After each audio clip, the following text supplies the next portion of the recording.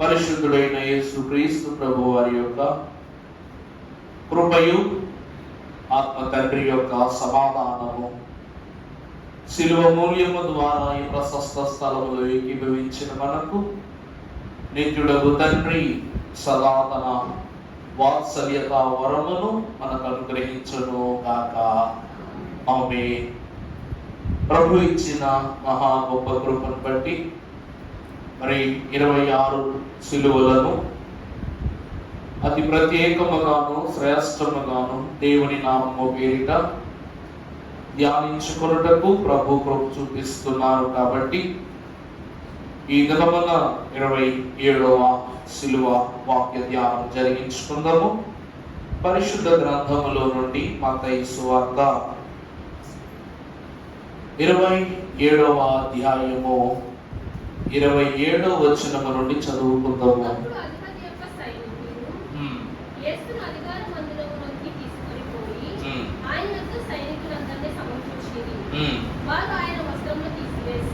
వారు ఆయన వస్త్రములను తీసివేసి అల్లి ఆయన తలకు పెట్టి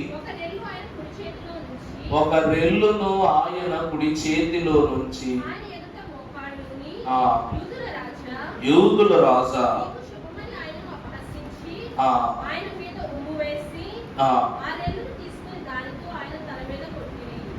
తర్వాత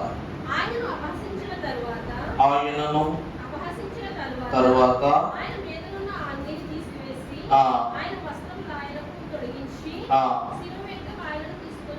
సిలువ వేయుటకు ఆయనను తీసుకుని పోయి. ప్రార్థన చేసుకుందాం.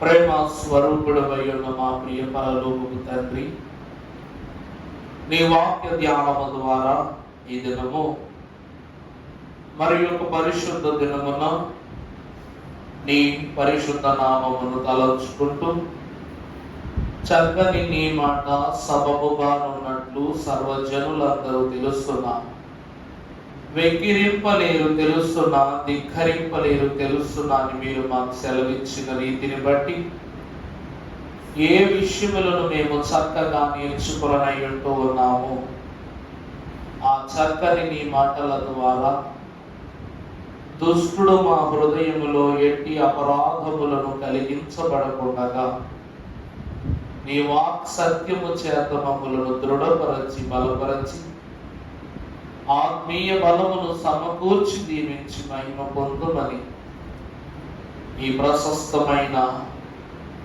శిలువ ద్వారా వేలాది దూతల పరిశుద్ధ సమూహము జత చేర్చబడి స్తుతించిన పొందబడని రక్షణను పుణ్యస్థలముగా రక్షణ పునాది స్థలముగా చేరిన మాకు మాట ద్వారా అనుగ్రహింపజేసిన యేసు నామమున మిక్కిలి వినయముగా బ్రతిమలాడి వేడుకొనుచున్నాము తండ్రి. ఆమేన్. ప్రభు యొక్క కృప మనందరకును సదా తోడయుండును గాక. ఆమేన్. ప్రభువునందు దేవుని ప్రియబిడ్డలారా, క్రీస్తు నాథుని కృపా సమాధానము మీకు తోడయుండును గాక. ప్రభు యొక్క వాక్యములో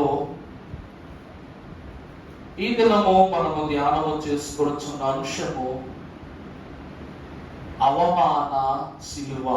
ఇదే సిలువను అసూయ సిలువని కూడా మీకు చెప్పడం జరిగింది. అసూయ చేత ప్రతి మనుష్యుడు ఈ లోకములో ప్రతి మనిషికి ఇవ్వగలిగే ఒకే ఒక్క గొప్ప విధానం అవమానమే.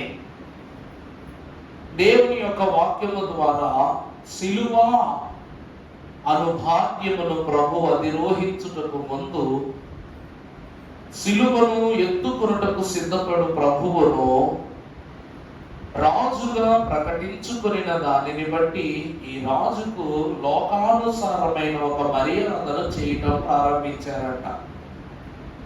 ఈ మర్యాద అవమానముతో కూడుకొనిన మర్యాద అని చదవబడిన లేఖన భాగములోని మనకు సుస్పష్టముగా అర్థమవుతుంది. అవునా కదండి?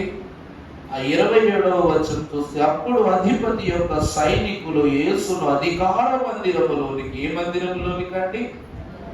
ఈయన ఎవరు? సర్వాధికారి అయిన దేవుడు కదా. అందుకు ఈయనను అధికార మందిరములోనికి తీసుకుని వెళ్ళి ఆయన యొద్ద సైనికులను అందరినీ సమకూర్చి, మరి రాజు అంటే ఏముండాలి? రాజుకి ఏముంటదంట? సైన్యం ఉంటది. కాబట్టి మరి రాజు ప్రక్కన వీళ్ళు దేవుని అనుకూల సైన్యం కాదు, ప్రతికూల సైన్యం. వీళ్ళందరూ ప్రభువు సమకూర్చబడి ఏం చేస్తున్నారంట? ప్రభువును ఆయన వస్త్రములను తీసివేసి ఆయనకు ఎర్రను అంగీని తొడిగించి ముండ్ల కిరీటమును అల్లి ఆయన తలకు పెట్టి ఒక రెల్లు ఆయన కుడి చేతిలో నుంచి ఆయన ఎదుట మోకాళ్ళు, యూదుల రాజా నీకు శుభమని ఆయన అపహసించి ఆయన మీద ఉమ్మి వేసి ఆయన రెల్లు తీసుకుని దానితో ఆయన తల మీద కొట్టిరి. ఇక్కడ చెప్పబడిన ప్రతి మాట కూడా ప్రభువుకు జరుగుతున్న అవమానమే. అందులో ఎక్కడైనా మంచి విషయం కనబడుతుందా మనకి? ప్రతి విషయం అవమానం. పరమ భక్తులు అన్నారు, అవమానము అనగా ఏమిటి? అసలు అవమానము పొందుకొనుట ద్వారా కలిగేది ఏంటి? అసలు అవమానాలు ఎందుకు పొందాలి? ఒక భక్తుడు ఒక పుస్తకాన్ని రాశాడు. అవమానము అంటే మానము పోవుట అన్నారు. అవమానం అంటే ఏంటంటే మానము పోవుట. మానము అన్నది స్త్రీ సంబంధమైన వాక్కు కాదు, పురుష సంబంధమైన వాక్కు కూడా. మానము అనగా దిగంబరత్వం. మానం అంటే ఏంటంటే దిగంబరత్వం అనగా మనలను నిందతో, అవహేళనతో, మన మనస్సులను గాయపరచు సూటిపోటి వాక్యములతో నలుగురిలో మన యొక్క క్రియలను దూషణ రూపముగా వ్యక్తపరచు క్రమమే అవమానము. ఉదాహరణకు, తల్లి బిడ్డను అవమానించున్నా, తండ్రి కొడుకును అవమానించున్నా, ఏ లోకములో చూసినా ఇవన్నీ ఇప్పుడు ఎక్కడ జరుగుతున్నాయి అంటే పురజనుల మధ్యలోనే జరుగుతున్నాయి. ఈరోజు మన తీరు, మన లోకపు తీరును అవమానించి చూసుకుంటే, తల్లిని తిట్టాలన్నా నలుగురు మధ్యలోకి తీసుకెళ్ళి పెడతారు, తండ్రిని తిట్టాలన్నా నలుగురు మధ్యలోనికి తీసుకువెళ్తారు, నలుగురిలో గొడవ పెట్టుకోవాలని, అవమానపరచాలన్నా అది 10 మందిలోనికి తీసుకుని వెళ్ళే చేస్తారు. ఈరోజు ప్రభువుకు కూడా ఈ 10 మంది మధ్యలోనే, ఈ జనుల మధ్యలోనే ఒక అవమానపు స్థితిని ఈ యొక్క లోకం ఏర్పాటు చేస్తూ ఉంది. ప్రభువునందు దేవుని ప్రియబిడ్డలారా, దైవజనులు దేవదాసయ్య గారు అన్నారు, అవమానము పొందనిదే బహుమానము పొందలేమన్నారు. ఈ లోకములో అవమానము పొందకుండా దేవుని రాజ్యములు ఏం పొందలేం? బహుమానము పొందలేం. అందుకే పరమభక్తుడైన యోబును గురించి సెలవిస్తూ, నిందలు అవమానంబులు దూషణ గందరగోళములునా, నిందలు అవమానంబులు దూషణ గందరగోళములునా, నిందున దేవుని దూషింపకడు, నిందున దేవుని దూషింపకడు, ఘోషించెను కదా యోబు, ఘోషించెను కదా యోబు, సంధియములు చాలించునికా, మానవుడు శ్రమను పొందక దైవా మానవుడెటు కాగలడు. మానవుడు శ్రమను పొందక దైవ మానవుడు ఎటు కాగలడు. ఈ అవమానము కూడా ఒక పాటి శ్రమే. ప్రభువునందు దేవుని ప్రియబిడ్డలారా, బహిరంగ గాయముల కన్నా అంతరంగ గాయములే మనిషిని మరింత వేదనకు గురి చేస్తాయి. ఆ వేదనలో భాగమే ప్రభువుకు జరిగిన ఈ దూషణ, నింద, అవమానము అను క్రమము. దేవుని వాక్యమును బట్టి మనము చూసినట్లయితే అవమానము పొందని వాడు బహుమానములకు పాత్రుడు కాలేడు. ఈ దినమున దేవుని వాక్యములో చూస్తే ప్రభువుకు ఏ కారణము చేత అవమానములను వీరు జరిగించవలసి వచ్చిందంటే, ఇది పరిశుద్ధుడకు యెషయా మహాభక్తుడు తన లేఖనములో సెలవిచ్చిన గొప్ప మాటే, చదవనక్కర్లా. అతడు నిశ్చయముగా మన యొక్క పాపములను భరించెను, మన నిందలను అవమానములను ఆయన సహించెను. అతడు పొందిన దెబ్బల చేతనే మనకు స్వస్థత కలిగి ఉన్నది అన్నారు భక్తుడు. ఈరోజు ప్రభువుకు కలిగిన అవమానములను మనము చూసినట్లయితే పరిశుద్ధ గ్రంథములో నుండి చదవబడిన వాక్యాంశం 27వ వచనం చదవండమ్మా. సైనికులు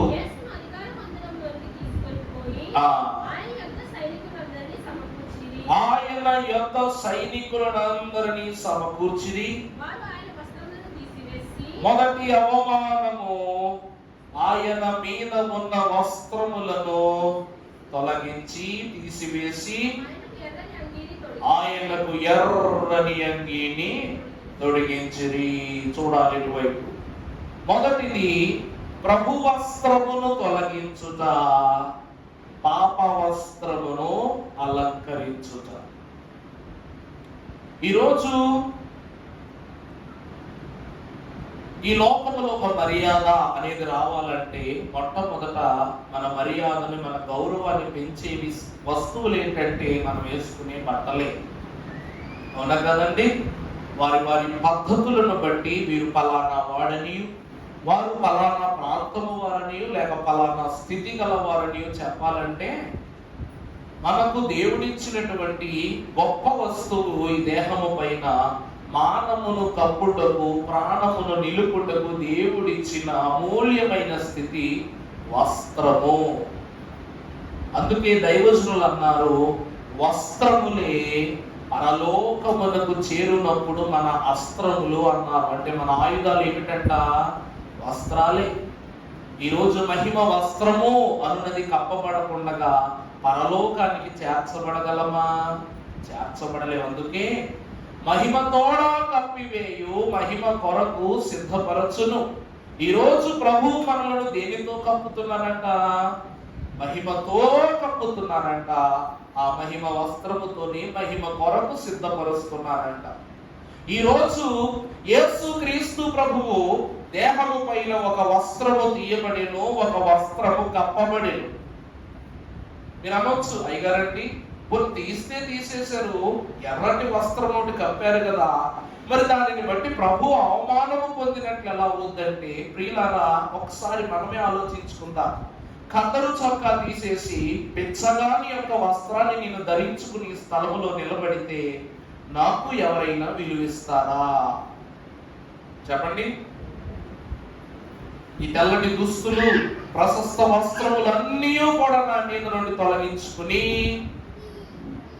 లోకానుసారమైన లేక మలినమైపోయిన దూషణ వస్త్రములు, అసలు దరి దగ్గరకు కూడా రానివ్వని వస్త్రాలను ధరించుకుంటే ఎవరైనా మర్యాదిస్తారా? ఈ రోజండి ఒకసారి మనం ప్రయాణం చేసేటప్పుడు రైల్లోనో లేకపోతే బస్సులోనో ఒకసారి చూస్తే ఖద్దరు చొక్కా వేసుకుని, ఖద్దరు ప్యాంట్ వేసుకుని, నీటిగా పాపిడి దువ్వుకుని కలకలలాడుతూ మంచి స్వభావం కలిగిన మనుషుడు వచ్చి, అయ్యా నాకు ఒక 10 రూపాయలు ఇవ్వండి అయ్యా, నాకు ఆకలి వేస్తుంది అన్నాడంటే నువ్వు 5 రూపాయలు ఇస్తావా? 10 రూపాయలు ఇస్తావా? కానీ 5 రూపాయలు 10 రూపాయలు ఇవ్వమంటే నువ్వు ఆ స్వభావం ఆ బట్టలు వేసుకున్నాడు ఇవ్వు. కానీ ఆ బట్టలు వేసుకున్నాడు వచ్చి, అయ్యా మీ పక్కన కూర్చోవచ్చా అని అడిగాడు అనుకోండి, ఏం చేస్తాం? దాన్నే ఉందండి కూర్చోండి అంటాం. ఇప్పుడు బిచ్చగాడు వచ్చి, అయ్యా ఆకలి వేస్తుందండి, ఒక 10 రూపాయలు ఉంటే ఇవ్వండి అయ్యా, భోజనం చేస్తానన్నాడు అనుకోండి, ఇస్తావా? ఇవ్వమా? ఇస్తాం.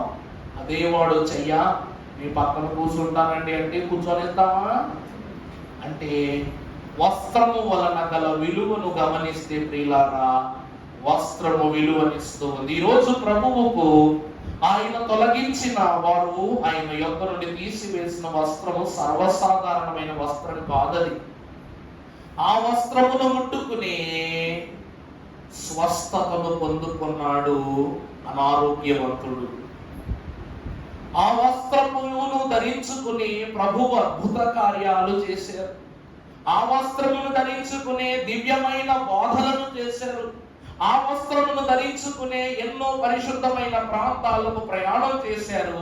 ఆ వస్త్రము ధరించుకుని పరిశుద్ధులకు భక్తులను తన కౌగిలికి చేర్చుకున్నాడు. అందుకే అది వస్త్రము కాదు, అస్త్రము అంటున్నా, ఆయుధము అంటున్నా.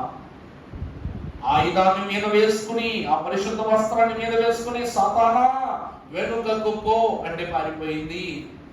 ఆ వస్త్రాన్ని ధరించుకుని తుఫాను గద్దిస్తే అడిగిపోయింది. ఆ వస్త్రాన్ని ధరించుకుని అస్వస్థతలో ఉన్నవాడు ఆ అంగీని ముట్టుకోగానే ఏమైపోయాడట?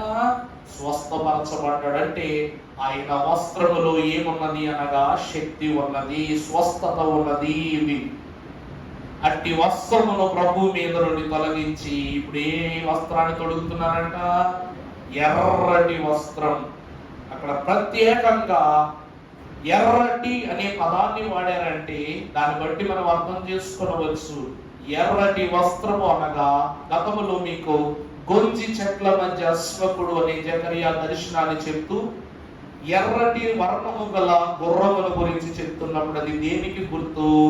కరువుకు, కష్టానికి, పాపమునకును, యుద్ధాలకును సూచన ఎర్రటి గుర్రం. ఈరోజు ప్రభువు ఎరుపు అంటే మంచి శకునమా? ఎరుపు అంటే మంచి శకునం అంటే మంచి శకునం కాదు. ఎరుపు అన్నది భయానికి గుర్తు, హెచ్చరిక గుర్తు. ట్రాఫిక్ లో వెళ్తున్నాం, రెడ్ సిగ్నల్ వేస్తే ఆగుము అంటాడు. ధిక్కరించి ముందుకు వెళ్ళిపోయామంటే అవతల వాడు వచ్చి యాక్సిడెంట్ చేసేస్తాడు. హెచ్చరిక అనగా ఈ రోజున ప్రభువు మీద ఆ ఎర్రటి లేక మలినమైన వస్త్రమును ధరింపజేసి ఆయన మహిమ ప్రశస్త వస్త్రాన్ని ప్రక్కన పెట్టి ప్రభువుకు వస్త్రము ద్వారా అవమానాన్ని ఇచ్చింది లోకం. ఈ అవమానమును భక్తులు అన్నారు అవమాన వస్త్రము అన్నారు. ఈ వస్త్రం ఏ వస్త్రం అంటే? అవమాన వస్త్రం. ఎందుకంటే ప్రియులారా, దేనిని విత్తుదువో దానినే కోస్తాం ఈ లోకములో. అలాగని ప్రభువు ఈ లోకంలో చెడును విత్తల, కానీ మన పితరులు విత్తారు ఒక చెడును. దానినే ఈ రోజు మోయవలసి వస్తుంది, దానినే మనం ఈ రోజు పోయవలసి వస్తుంది. ఆదికాండము 2వ అధ్యాయం 25వ వచనం చదువమ్మా. ఆదికాండం 2:25. అప్పుడు ఆదామును అతని భార్యయును వారు ఇద్దరును దిగంబరులుగా నుండిరి. వారు సిగ్గును ఎరుగక ఉండి. ఒక మాట చూస్తున్నారు అక్కడ, ఆదామును అవ్వను దిగంబరులుగా ఉన్నారు. కానీ వారు ఎలా ఉన్నారట? సిగ్గు అనున్నది ఎరుగక ఉన్నారు. అంటే వారు దిగంబరులై ఉన్నారన్న విషయము వారు ఎరుగక ముందే వాక్యము మనకు తెలియజేస్తుంది. కానీ మేము దిగంబరులం అన్న మాట వాళ్ళకి ఎప్పుడు కూడా అనిపించాల. కారణం ఏంటంటే వారు కప్పబడి ఉన్నారు కాబట్టి. వారు ఏమై ఉన్నారండి? కప్పబడి ఉన్నారు. ఒక మాట చెప్పనా, ఈరోజు మనము నిండు వస్త్రాలతో ఉన్నాం. నిద్రపోవునప్పుడు, లేచున్నప్పుడు, పని చేయనప్పుడు, నలుగురి మధ్యలో మెసులుతున్న ప్రతిసారి, అది బిడ్డల మధ్యలోనైనా, కుటుంబం మధ్యలోనైనా, సమాజం మధ్యలో మెసులుతున్నప్పుడు మనం ఎలా ఉంటున్నాం? నిండు వస్త్రాలతో ఉంటున్నాం. ఎప్పుడు మనము ఏకాంతంలో ఉంటామో అనగా శుభ్రపరచబడినప్పుడు, శుద్ధి చేసుకున్నప్పుడే మనము దిగంబరత్వంలో ఉంటాం. దేవుని యందు ప్రియబిడ్డలారా, దేవుడు ఆదాము అవలైనటువంటి వారి దిగంబరత్వాన్ని ఎంత ఘనస్థితిలో కప్పిపరుస్తున్నారంటే, వారు చూచుటకు దిగంబరులు, అది దేవుని కంటికి మాత్రమే. కానీ లోకము యొక్క కన్ను వారిని నిండు వస్త్రములలోనే చూస్తూ ఉంది. అలాంటి వారికి అదే ఆదికాండము 3వ అధ్యాయము 21వ వచనములోనికి వచ్చేసరికి దేవుడైన యెహోవా ఆదాములకును అతని భార్యకును చర్మపు చొక్కాలను చేయించి వారికి తొడిగించెను. కారణం ఏమిటంట? మేము దిగంబరులమని ప్రభు ఎదుట వారు చెప్పుకున్నారు కాబట్టి ఈరోజు వారి కంటికి వారు దిగంబరులు, లోకము కంటికి వారు దిగంబరులు, ప్రాణవాయువు కలిగిన ప్రతి జీవి యొక్క కంటికి వారు దిగంబరులే. కాబట్టి ప్రభువునందు ప్రియబిడ్డలారా, చర్మపు చొక్కా అంటే తెల్లగా ఉంటుందా ఏంటి? చర్మము, ఒక చర్మాన్ని చీలిస్తే ఏమొస్తుంది? రక్తం వస్తుంది. ఈరోజు వారి ఒంటి మీద వేసుకున్న బట్టలు మలిన వస్త్రాలా కాదా? అంటే వారి పైన వారు దిగంబరులు కాదని తెలియనంత కాలము వారు మంచి వస్త్రాలలో ఉన్నారు. ఇప్పుడు అవి తీయబడ్డాయి, వారు దిగంబరులను తేలిపోయింది, తీయబడ్డాయి. ఇప్పుడు వీరి మీదకి ఏమవలం వస్త్రం వచ్చింది? మలిన వస్త్రం వచ్చింది. నేను దిగంబరుడను అని వారు ఏ దినమున తెలుసుకున్నారో అప్పుడు వారి మీదకి ఏమొచ్చిందంట? అవమానం వచ్చింది. ఏమొచ్చిందండి? అవమానం వచ్చింది. కాబట్టి అవమానము భాగం చేయండి, 2 భాగాలు చేయండి. అవమానం అనగా లోకము ద్వారా నిందింపబడుట, లేక లోకము చేత హేళన చేయబడుట. ప్లస్ మానము, 2 భాగాలు. అవము అనగా లోకము, మానము అనగా ఈ యొక్క శీలము, లేక ప్రాణము, లేక దేహము. ఇంకేమైనా పదములు ఉంటే రాసుకోవచ్చు.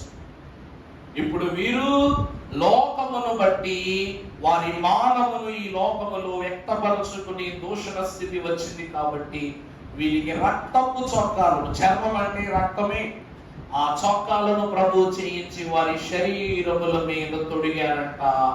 తొడగటాన్ని బట్టి వారు దిగంబరత్వము నుండి వారు బయటపడ్డారు. లోకము యొక్క దిగంబరత్వము నుండి బయటపడ్డారు, కానీ పాప దిగంబరత్వము నుండి వారిని కప్పుకొనలేకపోయారు. దేవుని వాక్యములందు ప్రియబిడ్డలారా, పరిశుద్ధ లేఖన భాగము సెలవిస్తుంది, మహిమ వస్త్రమును కోల్పోయిన వాడు మలిన వస్త్రములను ఆశ్రయించాడంట. ఇది అవమానమా కాదా? ఏమండి, నువ్వు 1,00,000 రూపాయల జీతగాడివి, నువ్వు 1,00,000 రూపాయల జీతగాడివి.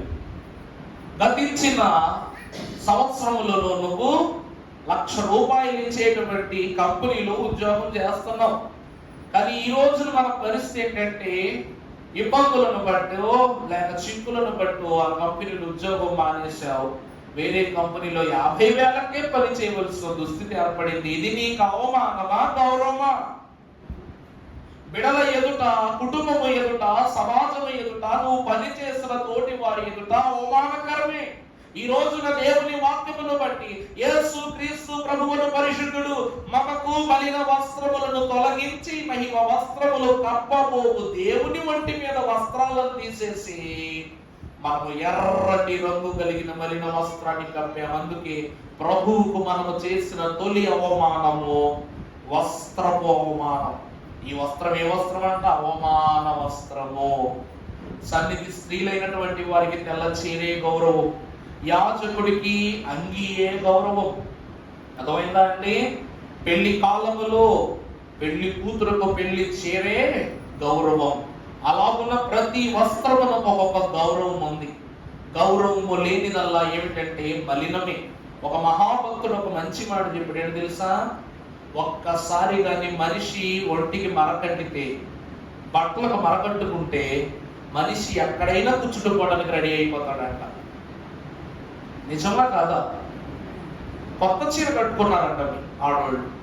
మేము మొగోళ్ళు సూటు బూటు వేసుకున్నాం, వేసుకుని ఓ పెళ్లికి వెళ్తున్నాం.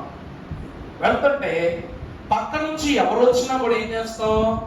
తప్పుకుంటాం, ఇలా తప్పుకుంటాం. ఆ బట్టలు కాపాడుకోవడానికి మనం పడే పాటలు అంతా ఇంత పాటలు కాదు. పెళ్లికి వెళ్ళి భోజనం చేస్తున్నప్పుడు పొరపాటున మొత్తం సాంబారు మన సొక్క మీద దానో లేక మన చీర మీద దాని పడింది అనుకోండి, ఏమవుతుంది? అయిపోయింది మటాష్. తిరిగి వస్తున్నప్పుడు బస్ స్టాండ్లో ఏమన్నా కూర్చోండి.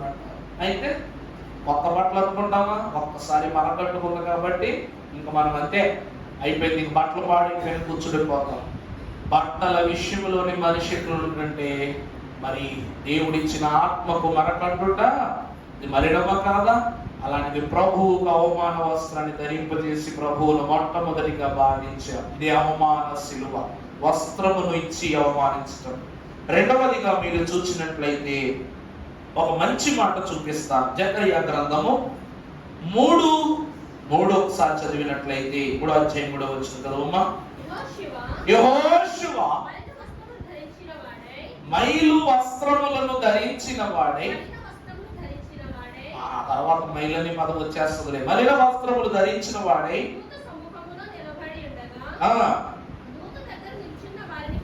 దూత దగ్గర నిలిచి ఉన్న వారిని చూచి,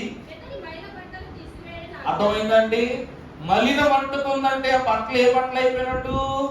మైలు బట్టలు అయిపోయినట్టు. ఇప్పుడు ప్రభువు యొక్క మంచి వస్త్రాన్ని తీసి చెడు వస్త్రాన్ని తొలగానే ప్రభువు ఏమంటుకున్నవారయ్యారంట? మైలు. అంటే ఆయనకి ఏం ఇచ్చాం మనం? మైలు అను పదాన్ని అంటించి అవమానపరిచారు. ఇది మొదటి.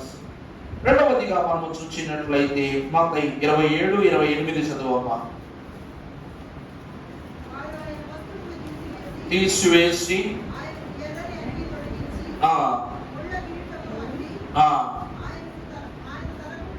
పెట్టి ఆయన మోకాళ్ళుని యూదుల రాజా శుభమని ఆయన అపహసించి చాలమ్మా. ప్రభువునందు ప్రియులారా, రెండవదిగా మీరు చూసినట్లయితే ప్రభువు శిరస్సుపై ముళ్ళ కిరీటమును అల్లుట. దేవుని వాక్యమును బట్టి మనము చూసినట్లయితే రెండవ అవమానం ఏమిటయ్యా అంటే ముళ్ళ కిరీటం పెట్టడం.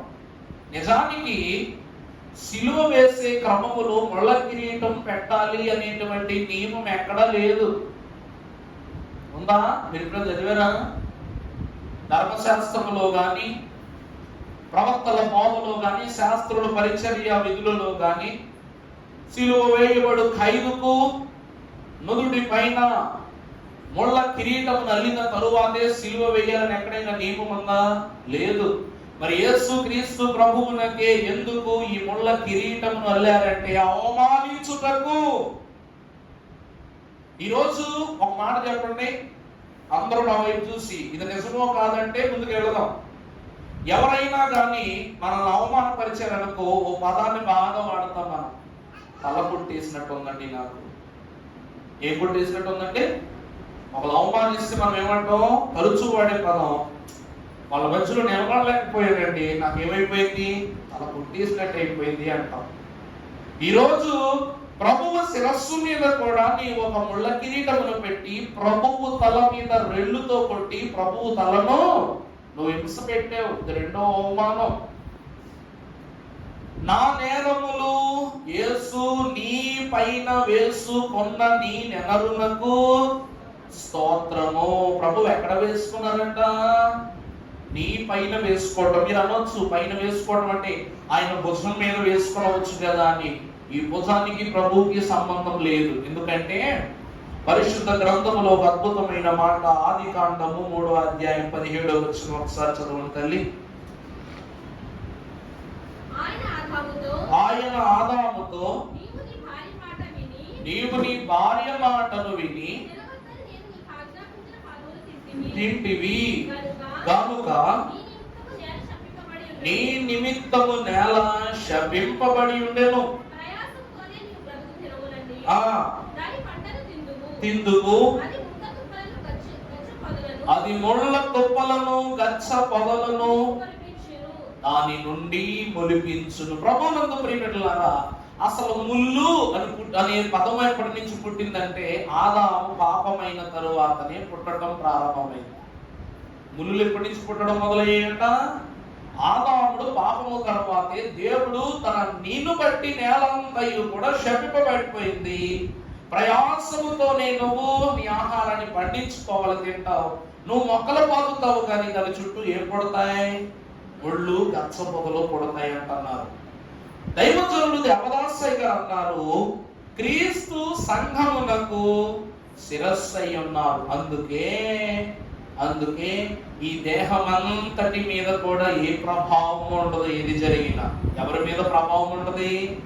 శిరస్సై ఉన్న క్రీస్తు మీదే ప్రభావం ఉండదు. అందుకే ఈ శిరస్సును శోధిస్తే శరీరం అంతయు కూడా శోధింపబడునన్నారు. కాబట్టి ఆదాము పాపము ద్వారా పుట్టించిన ముళ్ళును యేసుక్రీస్తు ప్రభువు అయ్యున్న జీవము గల తన తలంపు మీద ఉంచి నొక్కి ఆయనను బాధ పెట్టడం ప్రారంభించారు. ముళ్ళు అనగా అవమానం. ఈరోజు కత్తిపోటు కన్నా ముల్లే ప్రాణాన్ని విలవిలలాడిస్తుంది. అర్థమైందండి? కత్తి కన్నా ముల్లే విలవిలలాడిస్తుంది ప్రాణాన్ని. ఎందుకంటే ఒకసారి ఒక ముళ్ళు గుచ్చుకుంది అనుకోండి, అడుగు తీయలేము, అడుగు వేయలేము. ఆ ముళ్ళును తీసేటప్పుడు ఆపరేషన్కు ఈరోజు మనం ఒక మాట చెప్పచ్చు, నీకు ఆపరేషన్ అంటే భయమా, ఇంజెక్షన్ అంటే భయమా అంటే చాలా మంది ఇంజెక్షన్ అంటేనే భయం అంటారు. కారణం ఏమిటంటే ప్రియులారా, సూది చూస్తే మన మనసంతా కూడా ఏమైపోతుంది, కంగారుకు లోనైపోతుంది. ఆపరేషన్ చేసేటప్పుడు మనం కళ్ళు తెరిచి చూడము, మనకు జరిగే ప్రక్రియ మనకు. కానీ ఇంజెక్షన్ చేసేటప్పుడు ఏం చేస్తాం, బలంగా కళ్ళు మూసుకుంటామో, పక్క వారి చేయి గట్టిగా నొక్కటమో, లేకపోతే పెద్ద సీన్ క్రియేట్ చేయటమో చేస్తాం. ఈరోజు అలాంటి కొన్ని వందల ముళ్ళు ప్రభువు యొక్క శిరస్సును తొలిచి వేస్తుంటే ప్రభువు ఎంత ఆవేదనకు గురవుతున్నారో ఒక్కసారి గమనించండి. ప్రభునందు దేవుని ప్రియబిడ్డలారా, ఒక మహాభక్తుడు ఈ ప్రశస్తమైనటువంటి మాటను గురించి తెలియజేస్తూ పౌలు అంటాడు, కొరింథీయులకు రాసిన మొదటి పత్రిక 15వ అధ్యాయము 55వ వచనములో మనము క్లుప్తముగా ఈ సత్యాన్ని గురించి చూసినట్లు, అమ్మా ఓ మరణమా నీ విజయం ఎక్కడ, ఓ మరణమా. అబ్బబ్బా, చూసారండి, ముళ్ళు అనగా ఏమిటంట, మరణము. ఓ మరణమా నీ ముల్లెక్కడా, చదువమ్మా. ఓ మరణమా నీ విజయం ఎక్కడా, ఓ మరణమా నీ ముల్లెక్కడా. ఓ మరణమా నీ ముల్లెక్కడా, నీ ముల్లెక్కడా, నీ ముల్లెక్కడా అంటే ఎక్కడా, యేసుక్రీస్తు ప్రభువు శిరస్సు మీద. ఎక్కడంటే ఎక్కడ చూపించావు, మరణతరిని తన శరణుగను చిన మాన్యుని తలచవేవో మనసా, కరుణను మన కన్నీటిని తుడచిన శాంతుని పొగడవేయో మనసా, యేసుని ప్రేమను నే మారకను నేప్పుడు తలచవేయో మనసా, వాసిగనాతని మరణామము బొను వదలక పొగడవేయో మనసా, వదలక పొగడవేయో మనసా. నువ్వు ప్రభువుకు మరణమా ముల్లెక్కడా అంటే ప్రభువు శిరస్సు మీద చూపించావు. మరణమా నీ విజయం ఎక్కడా అని ప్రభువును ప్రశ్నిస్తే నీ శిరస్సు మీద పెట్టిన జీవ కిరీటాన్ని చూపిస్తున్నాడు ప్రభువు. అర్థమైందండి? ఓ మరణమా నీ విజయం ఎక్కడా అని ప్రభువు అడుగుతున్నప్పుడు ప్రభువు దానికి సంజాయిషిగా కాక గర్వముతో మన శిరస్సు మీద ఉంచిన జీవ కిరీటాన్ని, ఓ మరణమా నీ ముల్లెక్కడా అని మనల్ని అడుగుతుంటది. నా ప్రభువు శిరస్సు పైన ఉన్నది అని మనం చూపిస్తున్నాం. అసలు ప్రభువు పైన ఎలాంటి కిరీటం ఉంటుందో తెలుసండి. యెషయా గ్రంథము 61వ అధ్యాయం 10వ వచనములో ప్రవచనార్థమైన మాటలు మనకు సెలవిస్తున్నాడు భక్తుడు. 61:10, శృంగారమైన పాగా ధరించుకొనిన పెండ్లి కుమారుని రీతిగాను, ఆభరణములతో అలంకరించుకున్న పెండ్లి కుమార్తె రీతిగాను ఆయన రక్షణ వస్త్రములను నాకు ధరింపజేసెను, నీతి అను పైబట్టను నాకు ధరింపజేసి ఉన్నాడు. ప్రభువునందు ప్రియబిడ్డలారా, జకర్యా గ్రంథం 3వ అధ్యాయం 5వ వచనంలో కూడా ఒకసారి చూడండి ఆ మాట. అర్థమైందా అండి? అతని తలపైన తెల్లని పాగా పెట్టించుడని నేను మనవి చేయగా. చూసారా, మన శిరస్సు పైన దేవుడు ఏం పెట్టాలనుకున్నారంట? తెల్లటి పాగా అనగా నీతికి, శాంతికి, పరిశుద్ధతకు, శుద్ధికి చెప్పారు కదా. వీరు ఎవరయ్యా అంటే గొర్రె పిల్ల రక్తములో వీరి వస్త్రములను తెలుపు చేసుకునేనా వారే వీరు అన్నారు. ప్రభు మనంటి వారి పైన, మన శిరస్సు పైన తెల్లటి భాగాన్ని పెట్టించుడని నేను వారితో మనవి చేస్తూ ఉన్నానని ప్రభు అంటున్నారు. అలాంటి ప్రభు శిరస్సు పైన మనము పెట్టిన రెండవ అవమానమైన క్రియ ఏమిటంటే ఈ యొక్క ముళ్ళ కిరీటం. అవునా కాదండి? నీకు అందాన్ని ఇచ్చి ఆనందాన్ని ఇచ్చిన ప్రభువుకు నువ్వు మనశ్శాంతి లేకుండా చేస్తున్న అవమానమా కాదా? అది రెండవ అవమానం. మూడవది అదే అధ్యాయములో ఒక రెల్లుతో ప్రభువు యొక్క శిరస్సు మీద కొట్టుట. రెల్లు అనగా దండము, రెల్లు అనగా కర్ర. ప్రభువునందు దేవుని ప్రియమిత్రులారా, క్రిస్మస్ కాలములో బహు చక్కగా వాడబడేటువంటి ఒక వాక్య పఠనము, నక్షత్రము యాకోబులో ఉదయించెను, రాజదండము ఇశ్రాయేలులో నుండి లేచును అనే పదము. ఈ దినమును మనము చూచినట్లయితే దండము అనగా ఆదేశించున్నది, ఆజ్ఞయించున్నది. దండం అంటే ఏంటంటే ఆదేశించేది, అధికారం. రాజదండం అంటే ఏం చేస్తుందట?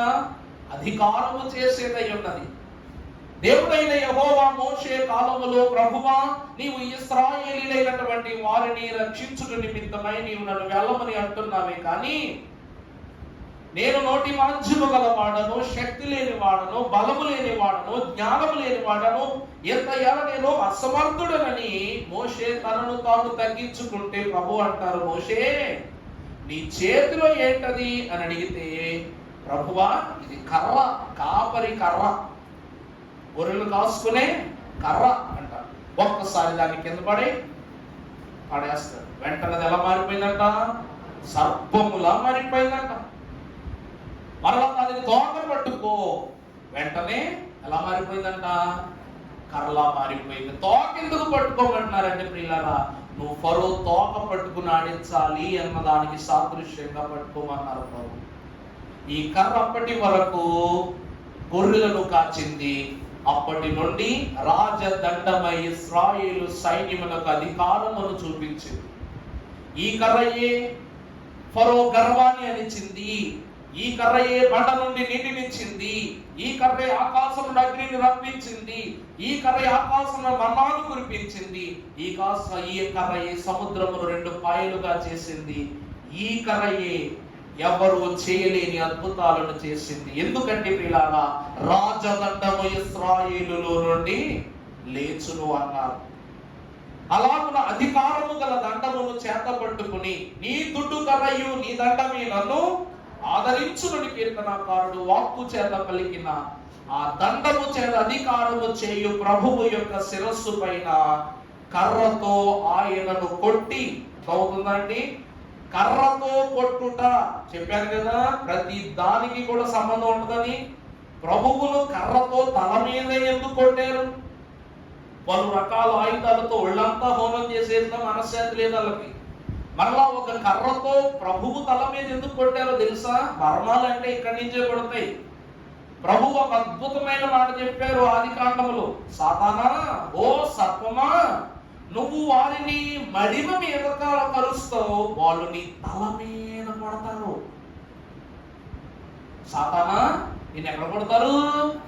నా బిడ్డలు తల మీద కొడతారు, నువ్వు వాళ్ళ మడి మీద కాళ్ళ మీద కాటేస్తుంటారు. అంటే సాతానును తల మీద కొట్టే అధికారాన్ని దేవుడు ఇచ్చాడు కాబట్టి క్రీస్తును తల మీద కొట్టే అధికారముతో అవమానపరచడానికి సాతానుడు చేసిన పన్నాగమే ఈ 3వ రెల్లు చేత అవమానించడం. అర్థమైందండి? ఏది విత్తుతాం అదే కోస్తాం. లోకం కదా, ఇచ్చి పుచ్చుకోవటంలో ఎక్కడ వెనకాడదు లోకం. ఎంత ఇస్తే అంతే తిరిగి వస్తుంది, ఎంత ఎక్కువగా ఇస్తే అంత ఎక్కువగా తిరిగి, 1కి 10 అర్థమైందండి? దేవుని మొదటి కుమారుడైన ఆదాముకు పాపము నంటించి అతని వంశము ద్వారా తల మీద చితక కొట్టే అధికారమును పొందుకున్నటువంటి సాతానుడు యేసుక్రీస్తు ప్రభువుగా ఉద్భవించిన ప్రభువును ఒక్క దెబ్బైనా కొట్టడానికి ప్రయత్నములోని ఆ కర్రతో ప్రభువు యొక్క శిరస్సు మీద ఒక దెబ్బ కొట్టడానికి అధికారాన్ని తీసుకున్నారు. ఎంత విచిత్రం విడ్డూరం చూసారు. మరి అవమానమా కాదా? ప్రభువుకు కర్రతో అనగా రెల్లుతో అవమానం చేశాం. ఇది 3వ అవమాన స్థితి. 4వదిగా మీరు చూచినట్లయితే ప్రభునందు ప్రియులారా 29వ వచనం చదువునానా. ముండ్ల కిరీటమును పెట్టి ఆయన ఎదుట వారు మోకాళ్ళుని యూదుల రాజా నీకు శుభమని వారిని అపహసించి ఆయన మీద ఉమ్మి వేసి ఆ రెల్లును తీసుకొని చాలండి. ప్రభునందు ప్రియబిడ్డలారా 4వ స్థితి ఏమిటి అంటే యూదుల రాజా అని వారి ఎదుట మోకాళ్ళుని ప్రభువును అపహాసము చేయుట. దేవుని యొక్క వాక్యాన్ని బట్టి చూస్తే మోకాళ్ళు వేయుట అన్నది విజ్ఞాపనకు లేక దేవుని ప్రార్థన స్థితికి మాత్రమే సాదృశ్యము కాదు. మోకరించుట అనగా గౌరవించుట. దేవుని యొక్క వాక్యములో ప్రకటన గ్రంథములోని పరిశుద్ధులైన భక్తులు సెలవిస్తారు, దేవుని యొద్ద నుండి ఆ 24 పెద్దలు దేవుని కిరీటములను, వస్త్రములను, సింహాసనములను, అధికారములను పొంది కూడా దేవుడు ఆయన రాజ్యము చేయునప్పుడు ఆయన సింహాసనం యొద్దకు వచ్చినప్పుడు వారి వారి కిరీటములను తీసి దేవుని పాదముల యొద్ద వచ్చి సాష్టాంగపడి ప్రభువుకు నమస్కారము చేసిరి. అనగా దేవుడు మనకు కిరీటం ఇచ్చేసాడు కదా, గర్వం లేదు, అహంకారం లేదు. మనకు సింహాసనములున్నవి, మనకు అధికారములున్నవి. ఇక ఎవరిని ఎదుట మనకు తెల్లదించవలసిన అవసరం లేదు కాదు. అసలు ఆ కిరీటములు ఇచ్చినదే తనను తాను తగ్గించుకున్నటను బట్టి హెచ్చింపబడగలిగే భాగ్యాన్ని పట్టాలి. కాలము మారినా, క్రమము మారినా, విధము మారినా, విధానము మారినా విధేయులగుట మాత్రము ఏ భక్తుడు ఈ లోకములో మారలేదు. ఎందుకంటే ప్రియులారా, తన విధేయతే తనను పరిశుద్ధులు చేస్తుంది. తన విధేయతే దేవునికి వారసుని చేస్తుంది. కాబట్టి ఈరోజు ఆ గౌరవప్రదమైన మోకాళ్లతో ప్రభువును స్తుతించవలసిన క్రమాన్ని అపహాస్య క్రియగా మార్చేశారు. అవమానమా కాదా? పరమభక్తుడైనటువంటి ఎఫెసీ మహాభక్తుడు లోకమంతటికి అర్థమయ్యే ఒక సత్యాన్ని 3వ అధ్యాయం 14వ వచనంలో మనకు ఈ రాముడు సెలవిస్తున్నాడు. ఎఫెసీ 3:14. అమ్మా, ఈ హేతువు చేత పరలోకమందును, చూడండి ప్రభు అధికారం ఇస్తున్నాడు. ఏమిటది? పరలోకమునందున్నవైనా భూలోకమందున్న ప్రతి కుటుంబమైనను ఏ తండ్రిని బట్టి వారు కుటుంబము అని పిలవబడుచు ఉన్నారు, ఆ తండ్రి ఎదుటనే నేను మోకాళ్ళుని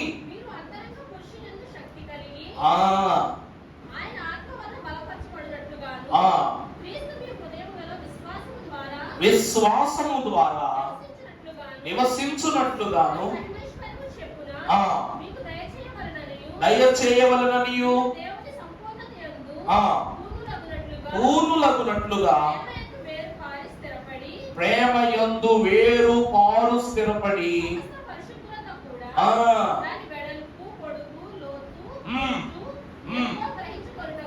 చాలండి.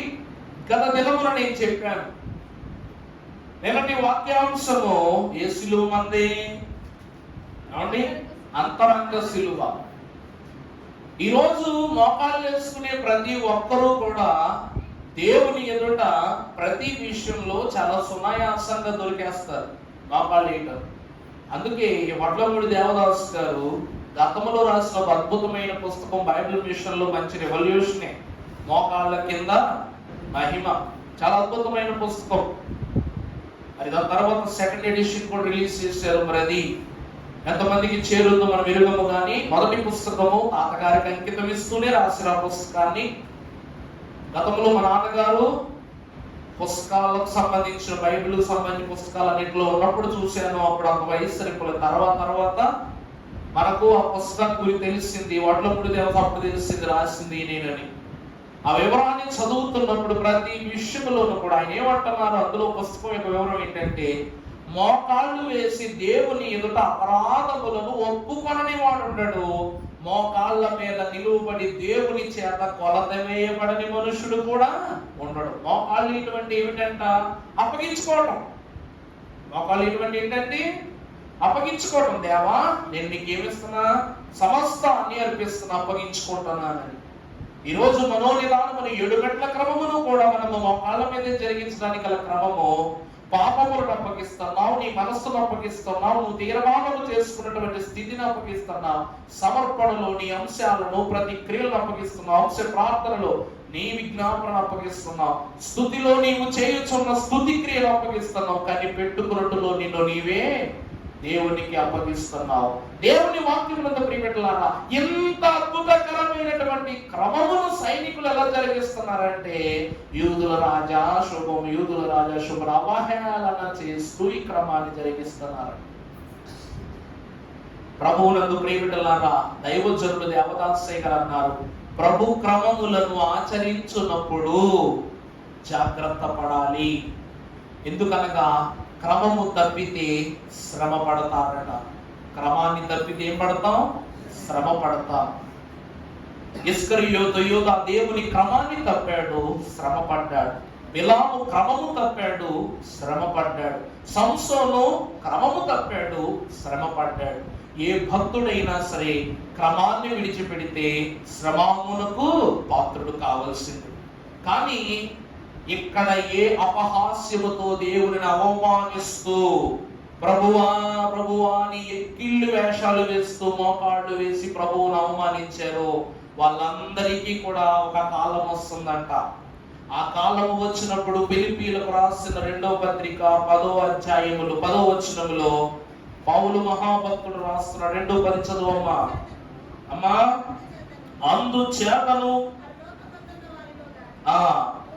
భూమి మీద ఉన్న వారిలో గాని భూమి క్రింద ఉన్న వారిలో గాని ప్రతి వాని మోకాలును యేసు నామము పేరిట వంగున. నేను అర్థమైనా, ఈ రోజు అవమానిస్తూ మోకాళ్ళేసిన సైనికుడైనా మనమైనా ఎవరైనా కానీ ఆ సమయం వస్తుంది. అప్పుడు దేవా దేవా దేవని అంగలారుస్తూ రక్తము కారిపోయినా కూడా నీ మోకాళ్ళను నువ్వు ఉపేక్షించకుండా ప్రభు వైపు ఆశగా ఉండి ప్రార్థన చేస్తావు. ఆ రోజు వస్తుంది. అందుకే ఈ రోజు అవమానించిన వాడే రేపు బహుమానం కోసం చేతులు చాపుతాడంట.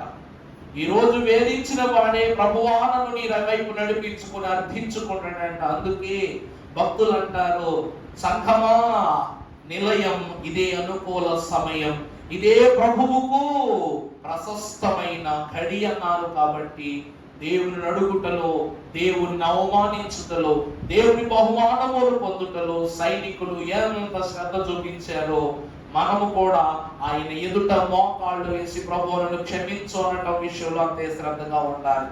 3వ అవమానము, మోకరించి అవమానించడం. దాని అర్థం అన్నం పెట్టి బాధ పెట్టడం అన్నట్లుగా ప్రభువు ఎదుట. ఎందుకంటే రోజు నీ కోసం ఒలీవ కొండకి వెళ్ళి ప్రార్థన చేస్తున్నారు కదా ప్రభు మోకాళ్ళు వేసి.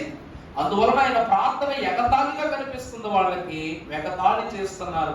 ఆ ప్రార్థన బలం ఏంటో రానున్న రోజులు ప్రతి ఒక్కరు తెలుసుకుంటారు. అప్పుడు ప్రతి మనుష్యుని మోకాలు యేసు నామము పేరిట ఆయన ఎదుట వంగుద్ది. ఇది 4వ అవమానం. చివరి అవమానం చూసినట్లయితే మత్తయి సువార్త 27:30 ఉమ్మి వేసి ఆ రెల్లును తీసుకుని దానితో ఆయనను తల మీద కొట్టిన. చివరి అవమానము ఉమ్మి వేయుట. దేవుని యందు ప్రియబిడ్డలారా, ఇప్పటి వరకు ప్రతి అవమానమును మనం బాగుగా ఎరిగి ఉన్నాం. కానీ ఉమ్మి వేయుట అన్నది చాలా ఘోరమైనటువంటి స్థితి. అసలు ఉమ్మి వేయుట అంటే ఏంటి? అసలు ఉమ్మంటే ఏంటి? ఫస్ట్ డాక్టర్స్ చెప్తారు, అంతమాటు నోట్లోకి గడ్డి తెచ్చుకుని బయటకు పోయొద్దు, బయటకు పోయొద్దు, బయటకు పోయింది. అక్కడ ఎందుకు తెలుసా? నువ్వు ఉమ్మిన ప్రతిసారి కూడా నీ జీవితంలో 2 సెకండ్ల ఆయుష్ బయటకు వెళ్ళిపోతుందంట. ఉమ్మితే స్పిట్టింగ్ చేస్తే ఏముందంట, చెడైతే ఉయ్యొచ్చు కానీ బలవంతానికి తెచ్చుకుని వస్తూ ఉంటారు. అలా చేస్తే 2 సెకండ్ల ఆయుష్ వెళ్ళిపోద్దంట. అంటే దినానికి ఎన్నిసార్లు వస్తాం మనం? చెడు వాసన వస్తే వస్తాం, మనసు కనిపిస్తే వస్తాం, కాదంటే వస్తాం, లేదంటే వస్తాం, ఎవరినైనా తిట్టాలంటే వస్తాం, శాపాలు పెట్టాలంటే వస్తాం. మరి ఉమ్ముకి ఏంటో అంత ప్రత్యేకత. మరి దేవుని ప్రియబిడ్డలారా, ఒక మాట చెప్పండి, అసలు నువ్వు ఉమ్మితే నీ ఆయుష్ తగ్గిపోద్దన్న విషయం కానీ నువ్వు పుట్టినప్పటి నుంచి నువ్వు గట్టిగా నమ్మవంటే అసలు ఉమ్మేస్తావా? ఒక్కసారి ఉమ్మేవంటే నీ జీవితంలో నీకు ఉమ్మి రాదు, గొంతులోకి ఏమి ఉమ్మి రాదు, నీ వల్ల కాదు. ఇక నువ్వు నీ నాలుక మీద ఉన్న ఉమ్ము వస్తావు అంటావు. పెద్దోళ్ళు అంటారు తడారిపోయింది అంటారు. మంచినీళ్ళ వల్ల కాదండి అది జరిగేది, ఉమ్మి వల్ల, వ్యర్థాల వల్ల, ఉమ్ము తరుచు ఉండటం వల్ల. సరే, ఈ విషయాలని కాసేపు పక్కన పెడితే, యేసుక్రీస్తు ప్రభువు మీద అవమానపూరితమైన ఉమ్మును ఇక్కడ ప్రజలైన లేక సైనికులైన ఇశ్రాయేలు ప్రజలైన వారు వేశారు. దేవుని వాక్యమును బట్టి చూస్తే ప్రభువు మీద ఉమ్మి వేసేంత తప్పు ప్రభువు ఏం చేశారు? అసలు ఉమ్ము వేయటం ప్రభువు మీద అన్నది ఎంతవరకు సరైన స్థితి అనే మాటను మనం చూస్తే, మత్తయి సువార్త 26:67 ఒక్కసారి చదువునా. అప్పుడు వారు ఉమ్మి వేసి ఆయనను గుద్దిరి, కొందరు ఆయనను అరచేతితో కొట్టి, క్రీస్తు నిన్ను కొట్టిన వారు ఎవరో ప్రవచింపుము అని అనేది. ప్రభువునందు ప్రియబిడ్డలారా, ఆ అధ్యాయములో ఉమ్మి వేస్తున్నది సైనికులు, ఈ అధ్యాయములో ఉమ్మి వేస్తున్నది ప్రజలు. ప్రభువునందు ప్రియబిడ్డలారా, రాజులు వారు అధికారము చేయుచున్నప్పుడు సర్వదా తన తలంపులన్నీ కూడా స్థిర మనస్సుతో ఉంచుకుని వారికి అధికారం చేయాలి. యేసుక్రీస్తు ప్రభు పైన ఉమ్మి వేయటానికి గల కారణం ఏంటంటే, ప్రభు మన మీద ఉమ్మి వేశారు కాబట్టి. ప్రభు మన మీద ఏం వేశారంట? ఉమ్మి వేశారు కాబట్టి. ఎందుకు? మార్కు సువార్త 7:35 మనం చదువుకున్నప్పుడు అక్కడ రాయబడింది, అంతటా వాని చెవులు తెరువబడెను, వాని నాలుక నరము సడలి. అప్పుడు ఆయన ప్రభువునందు దేవుని ప్రియ సంఘమైన వారులారా, ఎవరికి చెప్పవద్దని వానికి ఆజ్ఞాపించను. వాడు చెప్పాడా లేదా? చెప్పండి. ప్రభువు 34వ వచనం కూడా చదువు ఒకసారి. ఆకాశము వైపు కన్నులెత్తి నిట్టూర్పు విడిచి ఎఫాతా అను పదం అనగా నీ చెవులు తెరవబడును. నీ చెవులు ఏమగును? తెరవబడును అని అర్థం. అది అని ప్రభువు చెప్పి ఏం చేస్తున్నారు కంటే, నీ చెయ్యి తెరవబడెను, వాని యొక్క నాలుక నరము సడలి, వాడు తేటగా మాట్లాడుచుండెను. ప్రభువునందు దేవుని ప్రియబిడ్డలారా, తన యొక్క నాలుక నరము సడలి, చెవులు తెరవబడి వాడు ఎలా మాట్లాడుతున్నాడంట? తేటగా మాట్లాడుతున్నాడంట. ఈ క్రమమును గమనించిన ప్రభువు, ఇప్పుడు నేనేం చేశాను ఈ విషయాన్ని ఎవ్వరికి చెప్పొద్దన్నారు. వాడు చెప్పాడా లేదా? ఎలా చెప్తున్నారు? చెప్పాడని వాక్యంలో ఉంది కదా. వాడు చెప్పాడు కాబట్టి వాక్యంలో రాశారు. మనం ఏమని చెప్పాడు? ఏమని చెప్తాడు? అమ్మా, స్వస్థత పొందిన విషయం చెప్పాడు, బాగానే ఉంది. ఇప్పుడు పలానా డాక్టర్ దగ్గరికి వెళ్ళి వైద్యం చేయించుకున్నావు, నీకు చాలా తొందరగా తగ్గిపోయింది. అప్పుడు వెంటనే ఆ డాక్టర్ నీకు ఏ వైద్యం చేసి అడిగితే, ఇంజక్షన్ చేశాడా, బెల్లు వేసాడా, కట్టు పెట్టాడా, ఎంత ప్రాసెస్ అడుగుతాం కదా. ఇప్పుడు ఈ చెవిటి వాడికి నాలుక నరము తెరవబడుట, చెవులు తెరవబడుట, వాక్కు సుస్పష్టంగా రావటాన్ని బట్టి ఈ అద్భుతాన్ని చూసిన ప్రతి ఒక్కరు అడిగేస్తారు. అడుగుతారా? అడగరా?